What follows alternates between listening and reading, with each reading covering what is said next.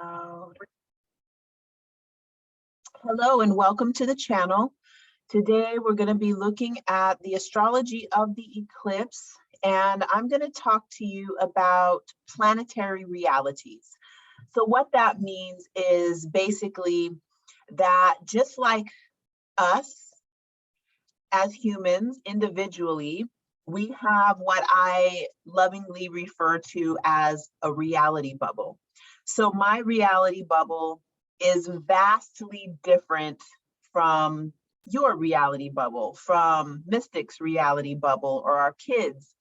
Like, we're all experiencing the world, even though we're like, my eyes can be looking at the exact same thing in the same place and time that your eyes are looking at, but it will perceive it a completely different way. And the planets are also like that. So we often get stuck in what I call Saturn's reality box. And that is that I also will call it the gods of logic and reason, where somehow we have given priority to Saturn's reality.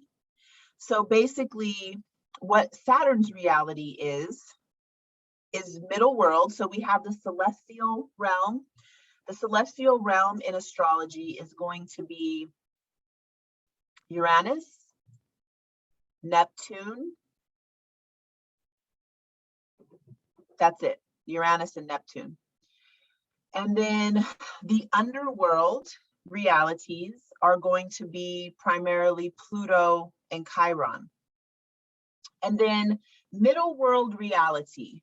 In the middle world reality, we have Mercury, Mars, Venus, Saturn, Jupiter, and of course, Moon. But Moon is a little bit different than those others. So keep that in mind. Like, Sun and Moon are middle world reality, but they're kind of in a different category because they relate so much to like the main functions of our consciousness. Something that Mystic uncovered for us earlier this year, which is still like lighting me up, is about the pituitary and the pineal gland.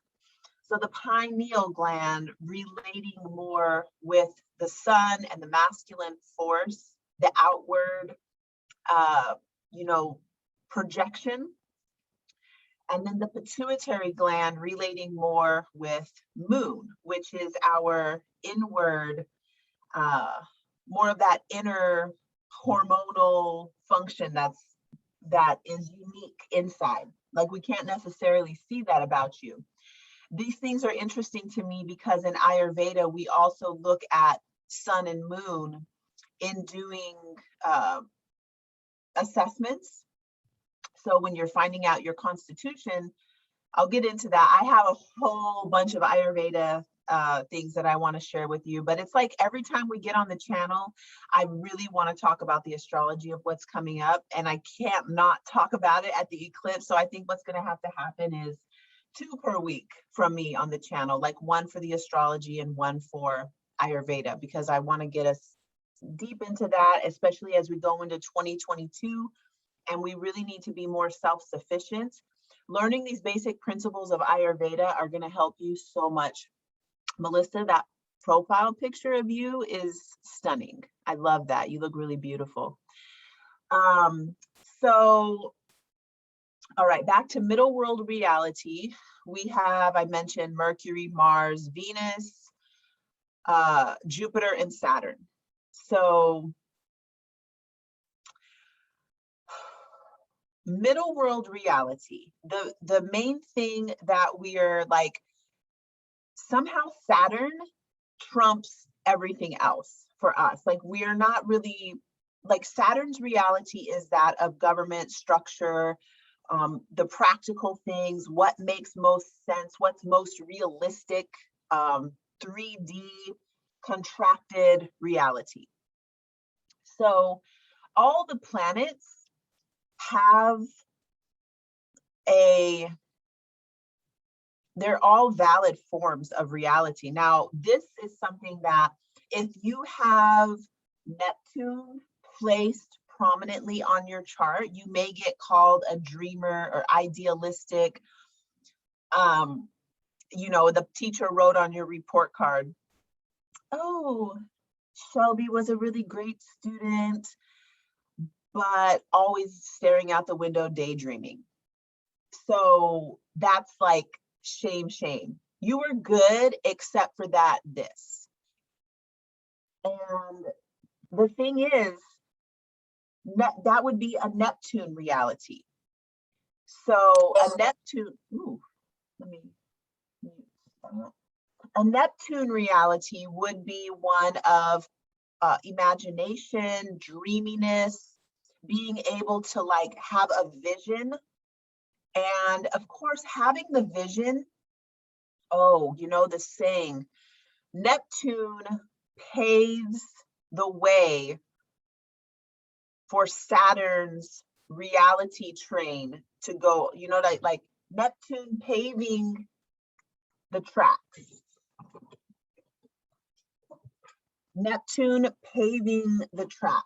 So we have to have the vision, the imagination, the daydream, the night dream. We have to have that Neptune reality, or else, like, I feel like this point that we're at now collectively, we have just been Saturn. We have just been relying on the Saturn reality. We have no vision. We don't know our purpose.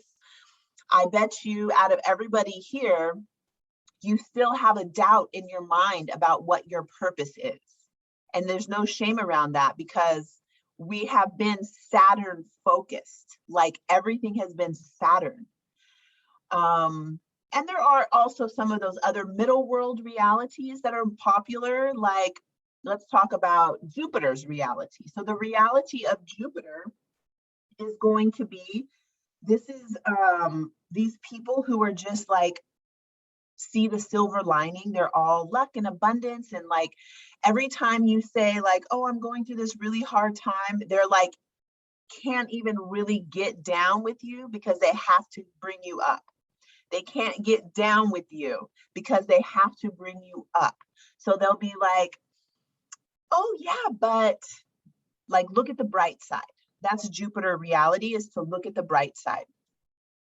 That's also, it's also common because it is one of the planets in the middle world reality. So if you think about the three worlds, this is a shamanic practice where you're able to take your awareness to the celestial realm and connect in with that, you will call it higher vibration, Neptune, Uranus.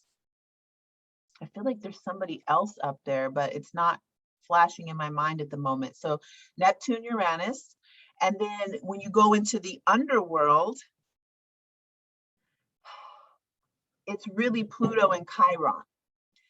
And then in this middle world reality, we have all these different versions. Okay, so we covered Saturn reality. We covered a little bit brief Jupiter, of jovial luck, abundance, and seeing the silver lining. And then now I'm going backwards. So let's look now at Venus. Venus reality is, I really feel like I have a Venus reality a lot of times, and it comes out, oh, Melissa. It comes out in pretty much everything I do. And we all have a planet that is our primary reality. Like, as I'm listing off and talking about, oh, I wish I had my whiteboard. As I'm listing out and talking about the different planetary realities, you'll notice that there's one that you're mostly drawn into. So Venus reality is going to be that of primary focus on my relationship with food, my relationship with the earth, intimacy with the planets. It's how we relate with each other in community, in our beloved, that one beloved special relationship that shares more of your secrets and goes into the 8th house with you, talking about sexuality and shared resources. So that's Venus reality. It's always looking for the connection and how to, like something that I value a lot in myself is being able to relate. So if somebody comes and is like, oh, blah, I will get down with them. Oh, really? What's that feel like? Like I am very relational in that sense, like connecting, deeply connecting with people. And I'm always looking for what's the connection. And I want to amplify the connections. So that's a Venus reality, very, very much aesthetically pleasing and looking for the beauty and the pleasure in all things. And then going to a Mars reality. Mars reality is where we will notice not divide and conquer, more so just conquer. It's like the pounce, like wanting to attack, and there's a domination involved with it, like an edgy, competitive. We all have a Mars reality to some degree, but none of these by themselves are right, is what I'm getting at. We have put overemphasis on just Saturn's reality. So there is a time for Saturn, and it's not now, because now Saturn, let's look at the chart. We've overdone it with Saturn. We need to let Saturn have a seat and, focus in on some of these other realities right now. So this is the chart for the upcoming full moon, 19 November 2021. That's going to be midnight 57, so 12:57 a.m.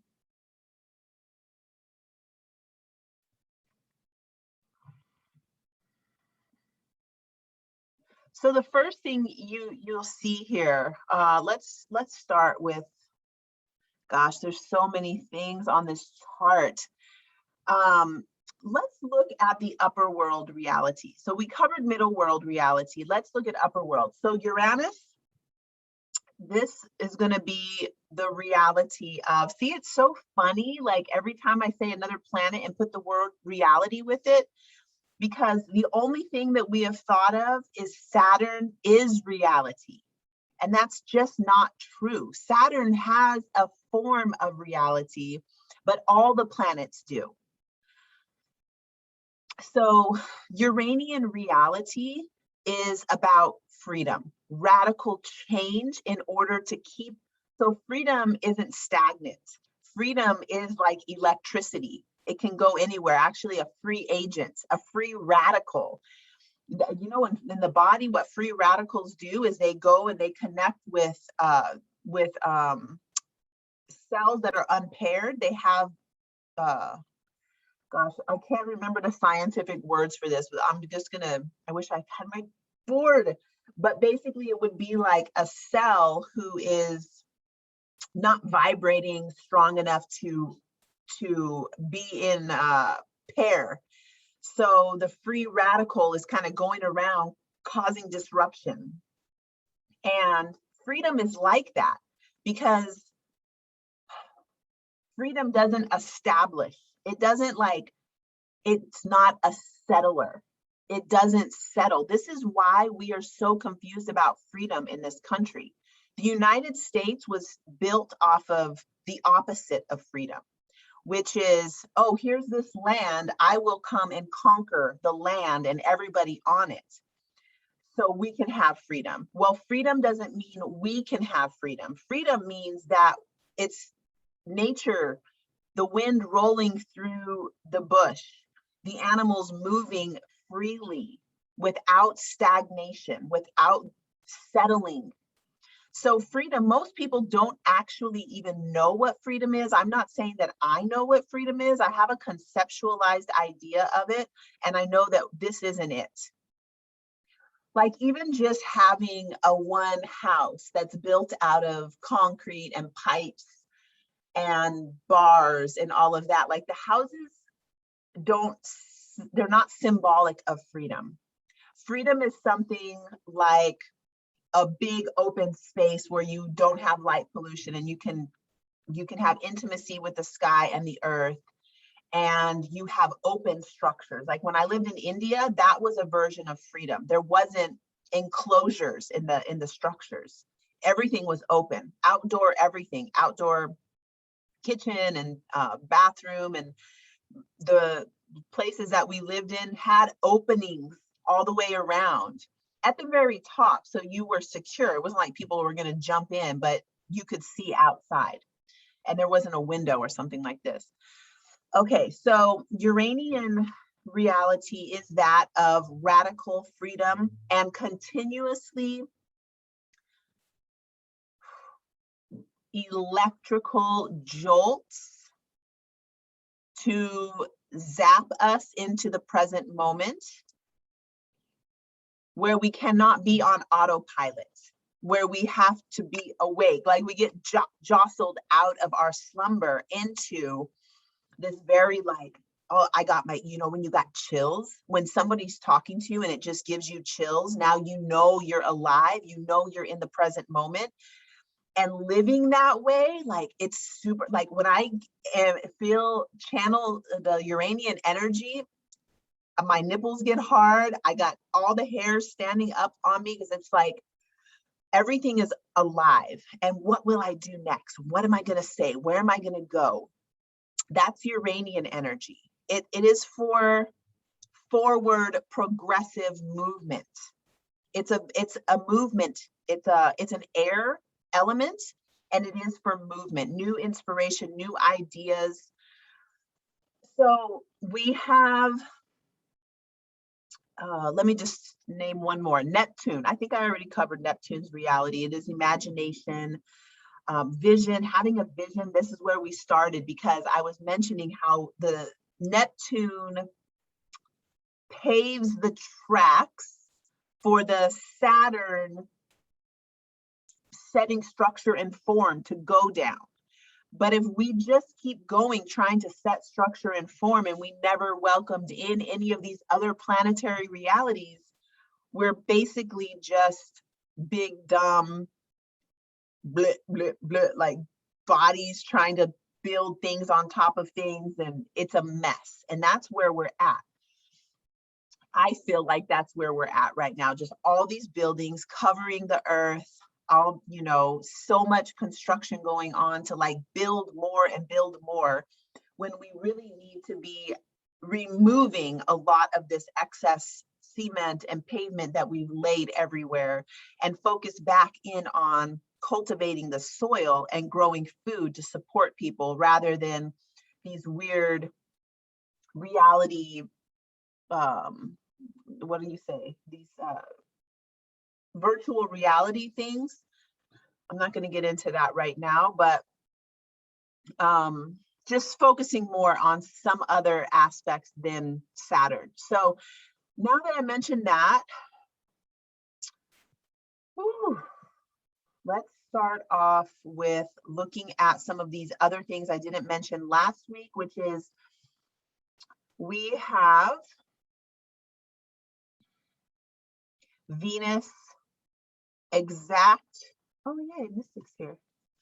Venus is going to be exact at a 120-degree angle with Uranus at this eclipse. So the 120-degree angles are showing us an ease of passage, an ease and flow of energy between two things.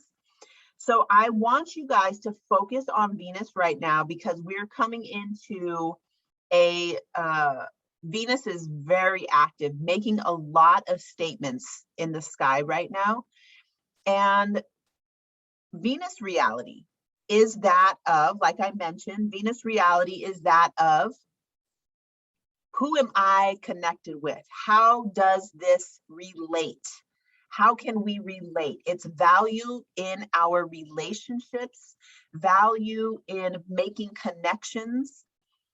And Venus in a 120-degree aspect, perfect with Uranus at the eclipse, is adding in an extra energy, because now you got to think about, we talked about Uranus reality. Uranian reality wants maximum freedom. It wants flow and movement. And Venus is more of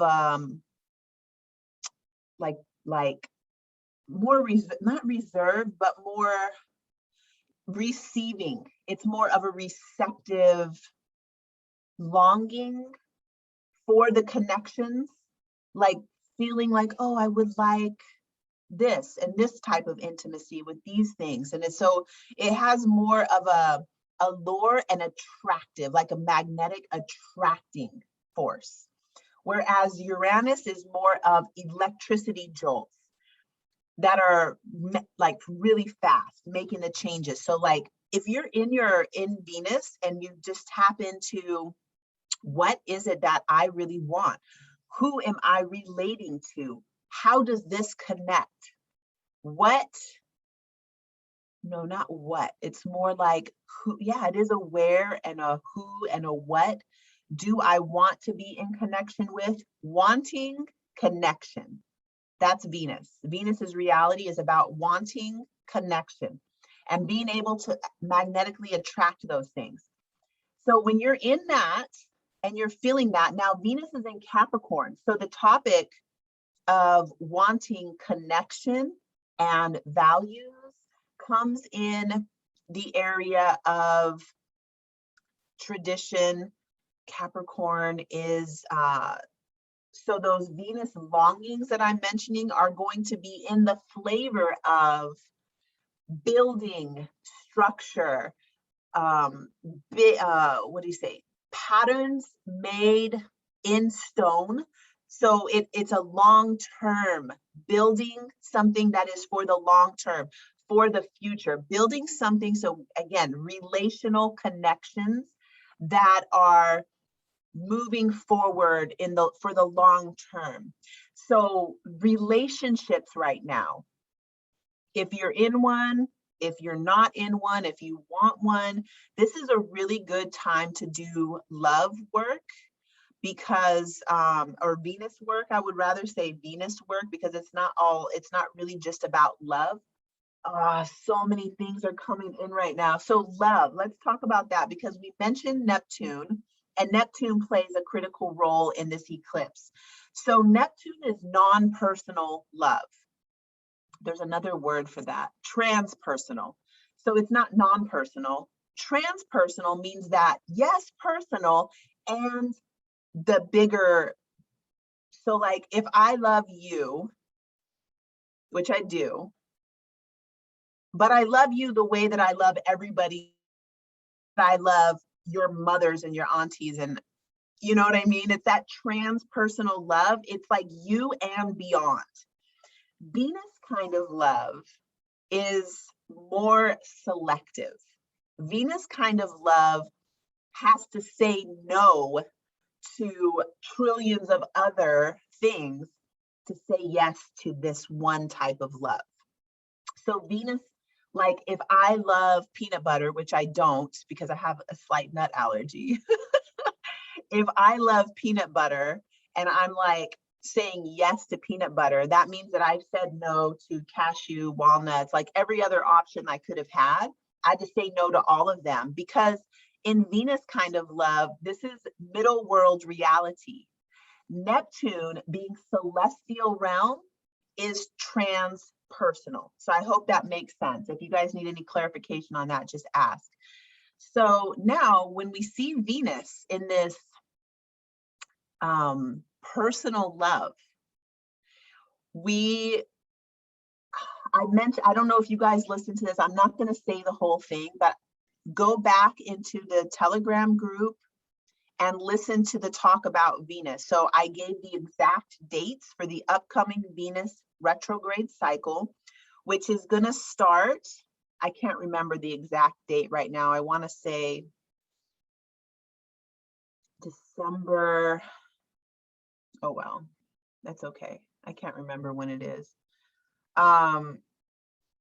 It's right there. Anyway, it's going to go retrograde somewhere around 27 degrees Capricorn. It's going to go all the way back to 11 So we must be in the shadow phase right now for Venus retrograde. So it's going to come all the way back to 11 degrees Capricorn, and then it's going to turn around and go on. It's making conjunctions with Pluto twice. This is telling us a lot about what's happening this winter, having to do with everything I just mentioned about Venus, our relationships, intimacy with Earth, connections with beloveds, and all the relational things. And conjuncting, making a 2 times conjunction with Pluto, there is a lot of ending happening. So, and it doesn't mean that your relationships are going to end, although a lot of relationships will end with Venus making contact with Pluto. But it does, yours doesn't have to, really, because Pluto also, it's like excavation of our personal power. So if you're able to go through Venus and Pluto together in a relationship together, like really digging up the bones, looking at them, working them, your relationship will be complete solid gold after going through this cycle. And if it ends, that's okay. You're going to learn a lot. We're all going to learn a lot. And also because of this, it's in the sign of Capricorn, there is going to be a lot of redistribution of gold, of food, of soil, like redistribution of homes. So all these Capricorn things. And then when you put Venus there, it's like also, okay, so our feeling about what it is we're wanting to magnetically attract, that's going to be getting Plutoed. Like Pluto and Venus coming together, it's going to be deconstructing what it is we think we value, what we think we want. Like as much work as you do, you probably, I'm talking to myself. Anytime I say you, I'm talking to myself in my posts and all that, but I know people are like, oh, she's talking to me. And maybe I am, maybe it is really true that I am you and you are me. So no matter how much work you do, there always is something else. So if you think you know for sure that your values are your own, this Venus-Pluto conjunction will still show you if you still have value systems, especially around how you work, what you're working for, what you're working toward, because Capricorn is work ethics. They will be shown to you and you will be given an opportunity to compost them. Now, I want to, let me just check and see if there's, everybody's good in here. All right, everybody looks good. It looks like there's another person. Anything in the chat box? Okay. So this example I want to give you for just anybody else who's still in like regular job life. And I'm not saying that you shouldn't be in a regular job life. Like regular jobs are okay. I don't know that they're coming into the next phase, like when we have our Pluto return in the US. I'm not sure if regular jobs are going to be such a good idea moving forward. But listen, we started this talking about Saturn reality being like people just say, oh, be realistic. What they're really saying is focus on Saturn. Be realistic. Okay, let's be practical about this. Okay, let's be logical. You're being irresponsible, you're being unreasonable. Those are all things that are like, hey, listen, you need to be doing Saturn, period. So that's not, I got chills. That's not the case. We don't need to just be doing Saturn. We need to be incorporating these other planetary forces. And I feel like if we all knew that, we would not be so focused and dead set on making sure that we get that 401k. or making sure that we're on the payroll for somebody. That is not the best. It is a way, but it's not the best way. Okay, so, I want to give you this example. So I was at a day ceremony. It was an all-day ceremony over the weekend, and I was asked a question, which was, can you share with us what was your biggest regret and what was the lesson you learned from it? Biggest regret that I had was getting out of the military. I think about it all the time, especially when I turned 40, 41, because a lot of my friends who joined with me were retiring at that age. And I was just like, oh my God, why did I get out? I could have had the retirement money. So the biggest lesson that I learned from that was that, like, watching my friends have all these problems, they gained weight, they were super unhealthy, depressed, a lot of medical issues, because they stayed in Saturn reality only. In the military, especially, it is a corporation. You are working a 9 to 5. You're told what to do, when to do it, how to be there. You get written up if you did something wrong. It's so Saturnine. So being in that reality, it's contracting. You're under contract. It is contracting. The heart is contracted. So there's a lot of heart problems in the military. Everything is contracted. So what I learned was watching them be unhappy and unhealthy, and I'd be like, oh, thank God that I'm not in that situation. And I got out of the military in 2006. By 2013, no, probably 2016 was the first year that I started making more money than what I made after being in the military for 7 years. So at 7 years in, I was making like $4,000 a month in the military. It took me 10 years. 10 years in the span of a lifetime is not that much. It took me 10 years to reach that. Of 7 years in the military, 10 years later, I was making that same amount of money. And that was in 2016. And then it's just gone up. It goes up every year. And I am completely self-employed, and I have been since I got out of the military in 2006.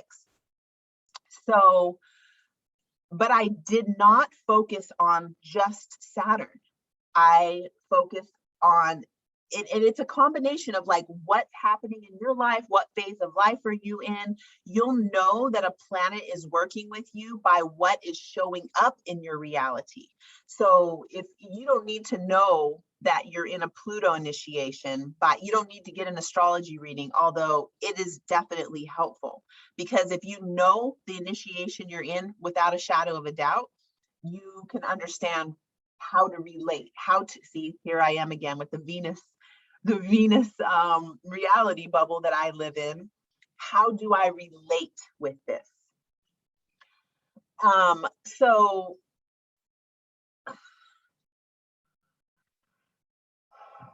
at a different phases and different times of your life, there is a planet that is where you need to focus your reality. It's like if you're in a Pluto initiation, you're being initiated to become the best Pluto version of yourself. So at each one of these initiations, that planet's reality becomes bigger and more pronounced in you.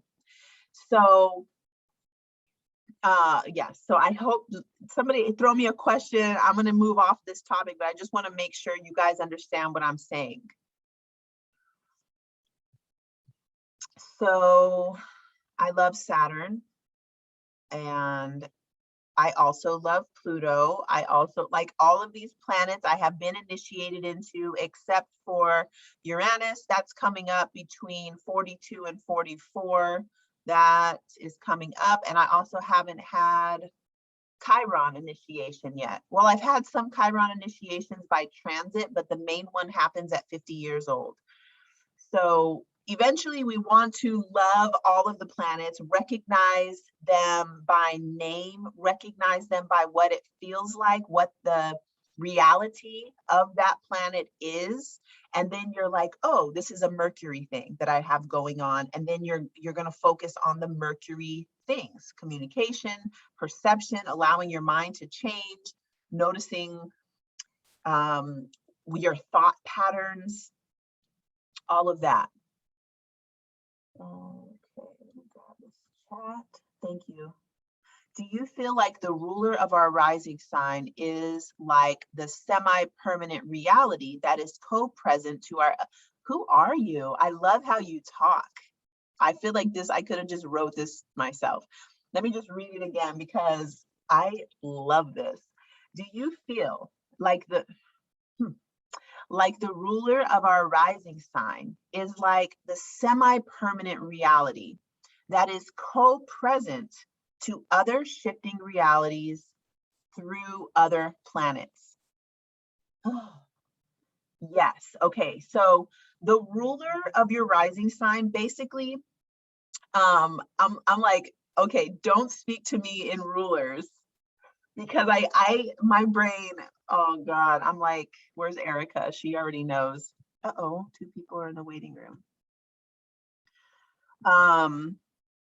That it's fine. And you're right. It's a thing. The rulership is a thing, but I call it affinity because I am Venus predominantly, but guess what? I have Taurus rising. So that answers your question. Yes. The co-responding planet of your rising sign, or the planet that has an affinity to your rising sign, is going to give you this semi-permanent reality. So yes, exactly. I love that question. The answer is like an excited yes. So if I have Taurus rising, and I've already mentioned to you guys that I have this an overarching Venus reality that I live in, like, how does this connect? How does this relate? I freaking love everybody, and I probably have told you this already. Like, even you're like, I don't even know you. I'm like, I know, but I love you. And so no matter if I'm in a Pluto initiation, there is this like meta. It's like the overarching theme for my reality bubble is going to always be Taurus rising, Venus issues.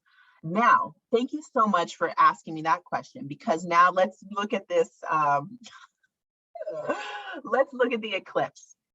So because Moon is in Taurus, Taurus relates with number 2, second house. Taurus relates with the second house. So this automatically is going to be emphasizing our material well-being. Material well-being constitutes money, house, pleasure, what feels good. It constitutes our food, abundance of all of those material realm things. I'm going to say beauty also, like aesthetics. Like when you step into a space, does it look and feel good? This is making me feel like it would be a good time to maybe rearrange, like a little feng shui for our spaces would be good. Okay. Also, so 2 and 8. So Taurus being the second house brings the sun in Scorpio in the 8th house, which has to do with, how does this go? If the second house it's like accumulating life. Okay, so every day I go out, I'm like getting things and bringing it home. I'm like going to the store, grabbing this, getting that, and bringing it into my home. And I guess somehow I feel like this is going to increase my luxurious life and my pleasure and abundance. And it does, because food and, whatever pretty little or pretty big, huge crystals that are, anyway, we bring those things in and we are like collecting stuff, right? And not necessarily, because Taurus can also be non-tangible, collecting pleasurable experiences, things that feel good. The 8th house is the destruction, the ending. It also has to do with when I die, all these things that I've accumulated, who does that go to? So this is where investments, wealth, what do we say when there's an estate, like your estate? That's all 8th house things. The ending and the regeneration. So there's a generation involved in that, which also could relate to the dead ones, our ancestors. Now, there's a lot going on because we have Mars in almost exact opposition or resonant polarity, meaning that since they're completely opposite, there is a sameness about them. I was asked this question at the beginning of Scorpio season. I'm going to ask you this question now for you to meditate on. Take it with you into your eclipse journey. Take it with you into the rest of this moon cycle.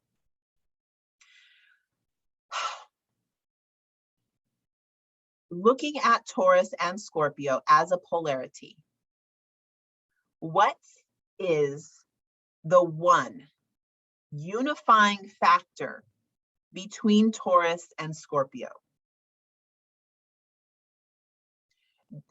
Meditating on that, feeling into that in your physical body, what is the one unifying factor between Taurus and Scorpio? You guys could throw some answers into the chat box too, because I don't know. Like my answer for myself, because I have Taurus rising and Scorpio on my descendant, it was based in sexuality. The one thing I was like, so bring that in. I would love to hear some things in the chat. What is that? What would you say? And don't act like this is going to be the thing, like as you go into the eclipse and you're experiencing your life over the next few days, 16, 17, 18, 9, because 3 more days is this eclipse. So that 3 days is a good amount of time to set things into motion.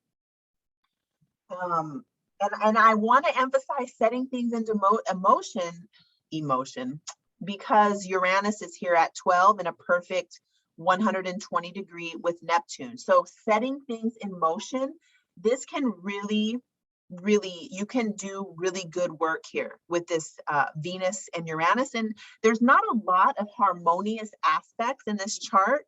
So focusing on the ones that are harmonious, we can do love, money type of work.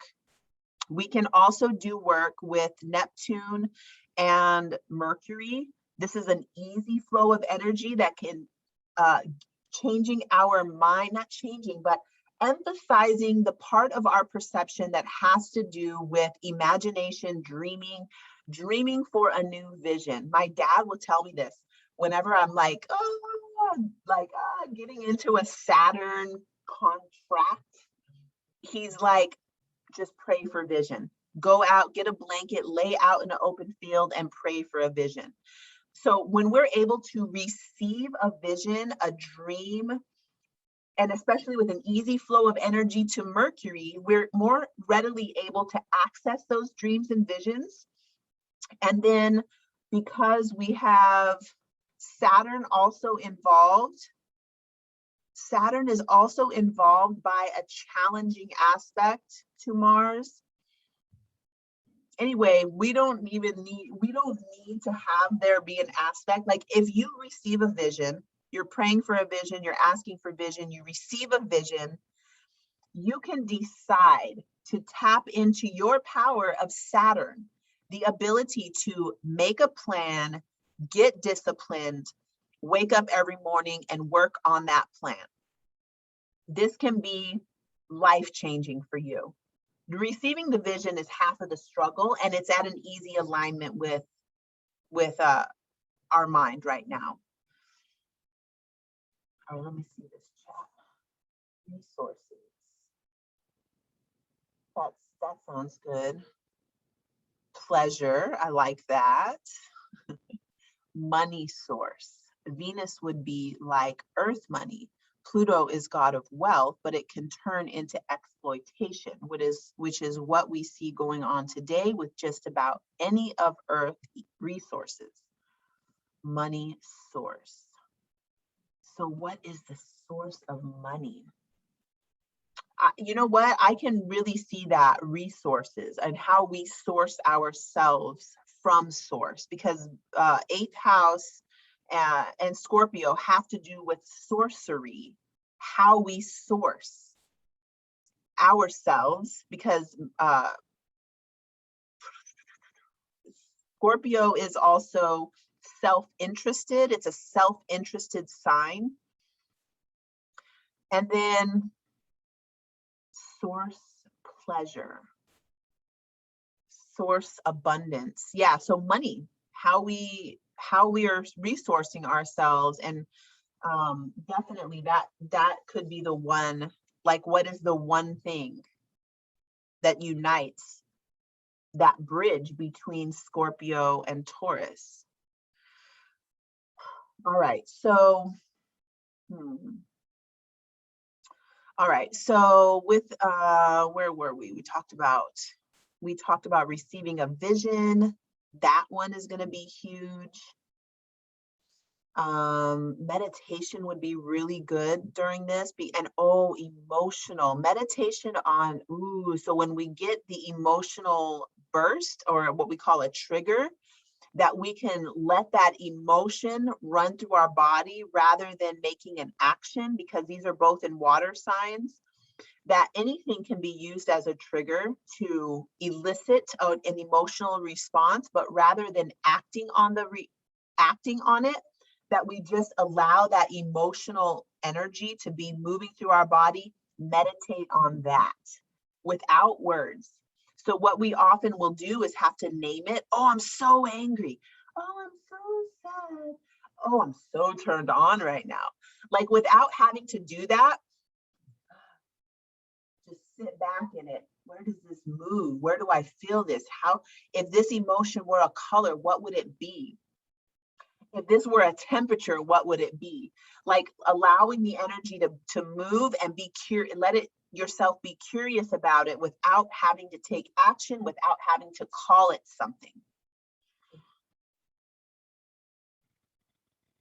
Okay, let's look at some of these challenging ones. Now, I left it on a cliffhanger today in, let me read these. I left it on a cliffhanger today in the Instagram thing, and I wanted to cover it a little bit. Mystic. If eighth house is death, would second house be life? Yes, definitely. So I wrote this little book. We got to use it, Mystic. We got to use it. It's called Creating Your Mythology. I wrote that a really long time ago. But what I did was go through all the houses in polarity. Second house, what do I value? And it has to do, what do I live for? What is the aliveness about me? Eighth house, how do I feel about death? How do I feel about taboo topics? What is taboo for me? Religion, sex, money, eighth house things. So yeah, it's definitely the polarity between. I wrote this beautiful thing. It was a poem at the beginning of one of the chapters of my Alchemy of Intimacy book, talking about, if you, like, say me and you, Mystic, I'm hanging over the edge and you're holding my hand to pull me up. I'm in the middle between life and death. Like, death is waiting for me, and life is you and the love and you pulling me up. There's that moment between life and death where you're not in either one. You're kind of like between them. So there is this feeling of like aesthetic rapture. Ooh. Ooh.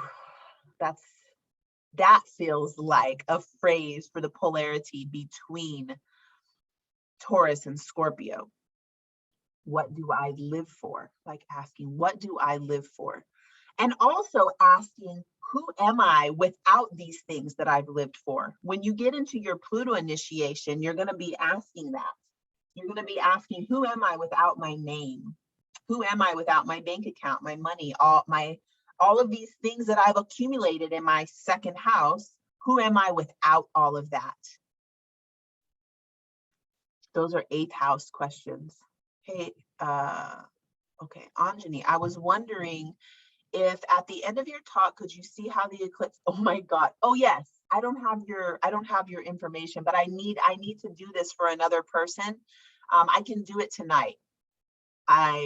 So what I'll do tonight is I'll get on my phone and screen record, and I'll show you, you'll need to send me your information, and I'll just show you what part of your chart this is in. I'm a new member and I missed the last Zoom. I'll send it to you, the last Zoom. If it's not, it's good. I can understand it's hectic and busy. Oh, thank you. I love you too. I'm excited to get to know you. I love how you write. Okay, so I think it was Liz. I'm on it with you because we had something going on and I hadn't finished. So if I have your information in my database, send that to me in a text so I can take it off and grab it and put it in here after this Zoom. If I have your information in my database, when we get on these Zoom calls, I often will pick up your chart and talk about your chart specifically. That's what we did last week, so definitely. All right, so we have Mars. Mars is in opposition with Uranus.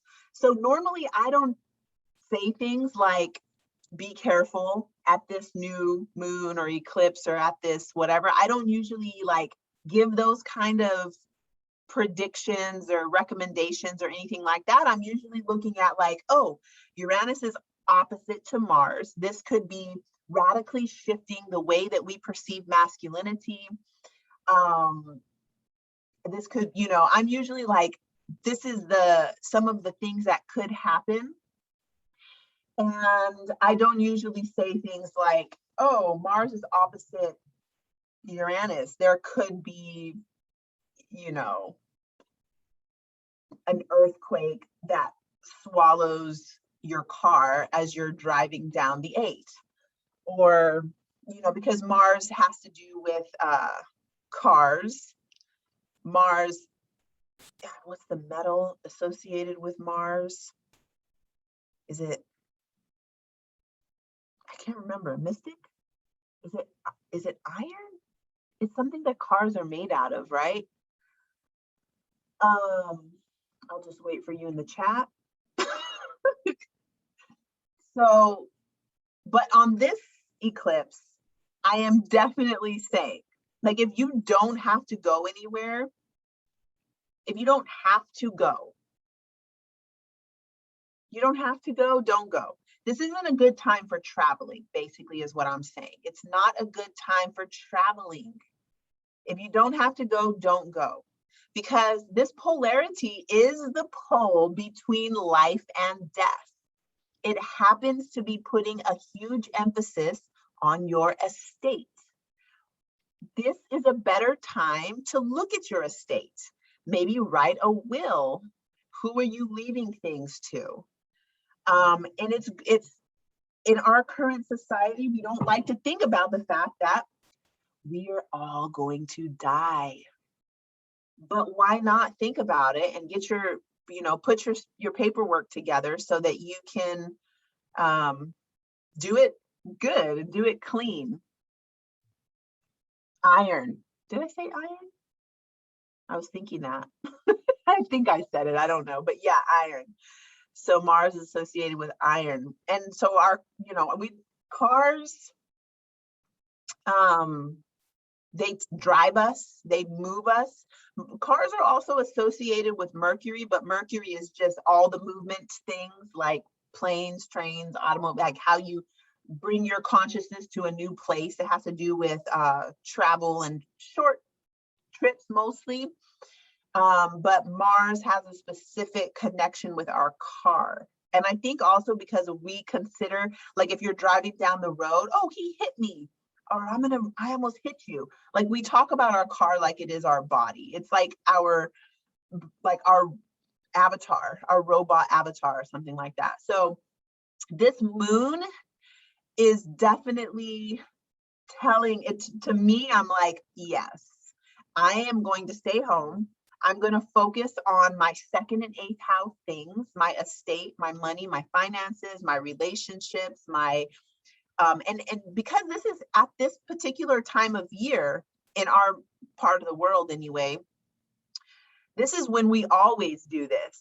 Like this is the time of the year to take inventory of your home, your second house things, the money you have, the money you need, the food you have, the food you need. What supplies do you need? To feel good and be comfortable for the winter. And then in the eighth house, what do I need to say no to let go of so that I can have these things I need in the second house? So this is a time of ending.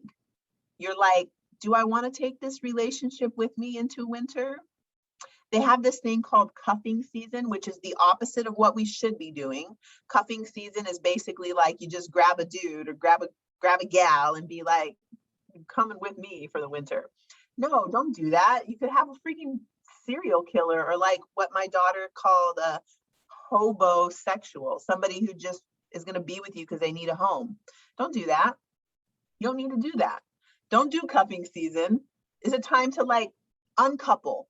If you're, not saying if you're married, but if you're in a thing where you're like seeing if you're going to take it, ask yourself, do I take this with me into winter? Is this regenerative? Is this somehow, you know what I mean? Is there a regenerative factor in this relationship? Uh-oh. Okay. So we covered that. Don't take trips. And then now you can see also that, let me see this question. Rebirth yourself with the sun on Christmas. Yes. Yes. So we're in the fall of the sun, autumnal equinox. And we have all these things we're going through with Venus, with our money, with resources and the earth, with this Venus retrograde in Capricorn, making connections with Pluto. And then it's not until March 3rd, actually, that this retrograde shadow phase and all of that is actually over. So until March 3rd, Venus is working Capricorn. And I really feel like this has a lot to do with, because Venus is not, it's not like it represents women, like Venus, or women are from Venus, men are from Mars, or whatever that book was. It's not that. And it is that. Because Venus is the receptive force. It is our attraction, desire to magnetically draw things into us. It is our ability to relax, to be open to receive. And it does have to do with pleasure, aesthetic, beauty, abundance. It's this. So yes, men who are predominantly like that, this will relate to them. But overall, it's easy to say feminine qualities of receptivity and women. So I feel really like Venus going in this way for such a long period of time, touching in with Pluto, going through Capricorn. We are really, it's weird because I want to say demanding, but it's not like in a Mars way of like, rah. It's like, I feel like what if all of us, beautiful, let's say those of us who have that femme allure, we have we're predominantly Venus, let's say that.